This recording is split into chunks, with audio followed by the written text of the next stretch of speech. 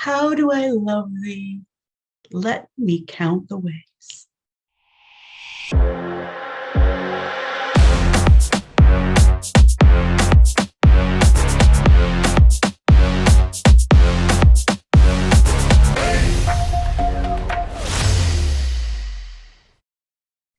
Hey all, Amy Darlow, Ask Amy for Downers Grove and DuPage County Real Estate. Today's Ask Amy, we are going to talk about buyer love letters. So what are buyer love letters? Our market has been very heavily weighted for a while now in favor of sellers. There hasn't been as much inventory, and so the limited inventory for the buyers has made bidding wars something of a common event.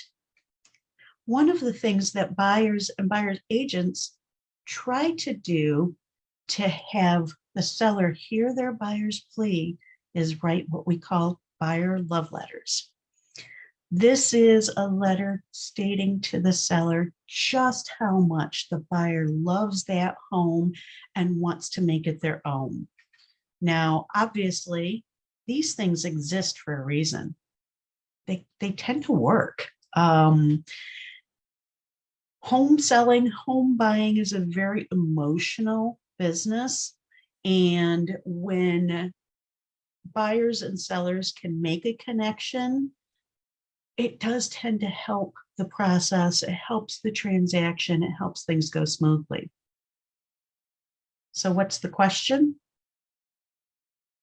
The letters often contain personal information about buyers and can disclose their race, sex, religion, family situation, many of these areas that are protected under the Fair Housing Act.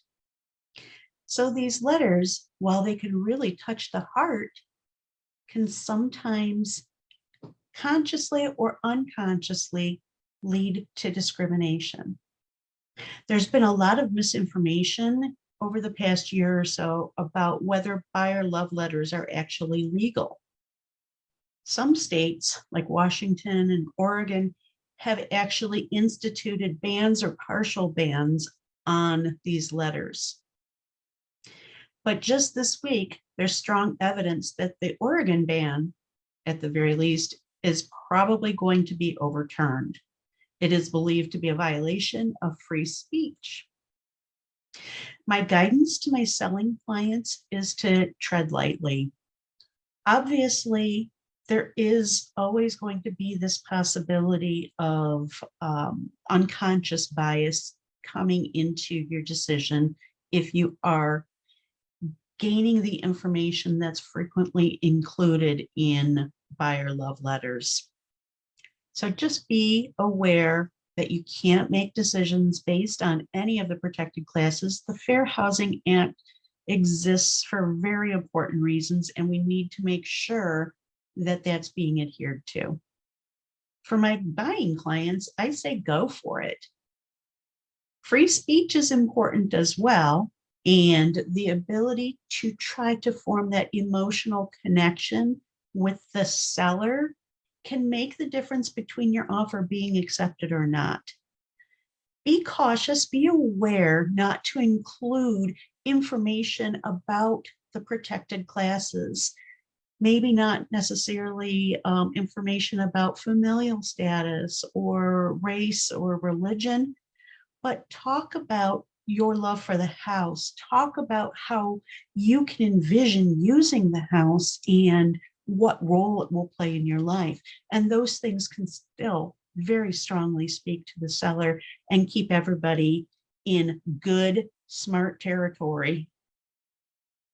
Have additional questions for a future Ask Amy?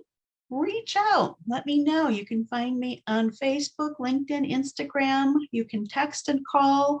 I'm easy to reach, and I always love your questions. So just reach out and ask Amy.